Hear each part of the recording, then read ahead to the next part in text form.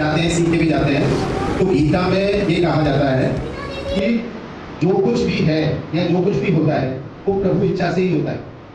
हमारा दायित्व या हम कुछ नहीं करते।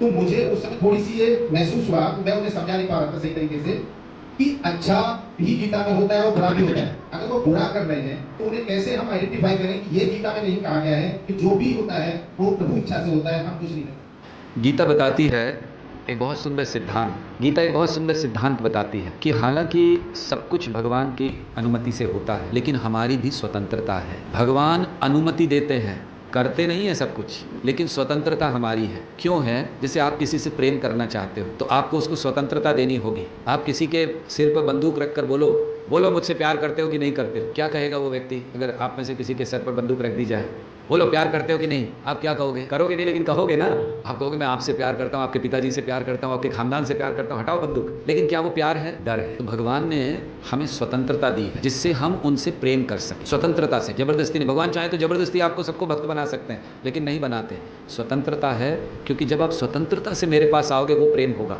जबरदस्ती नहीं।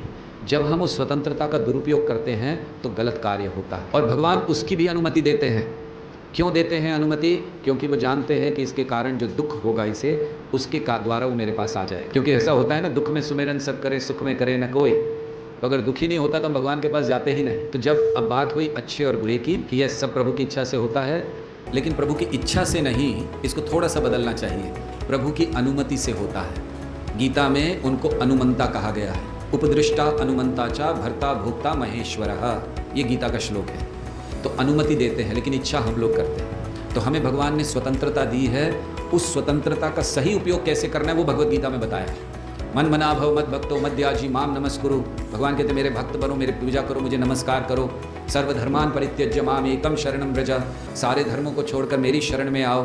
बहुत जगह कहा भगवान ने गारंटियां दी हैं कि अगर तुम ऐसा करोगे तो मैं तुम्हें गारंटी देता हूं कि तुम्हारे जीवन में कुछ नहीं होगा।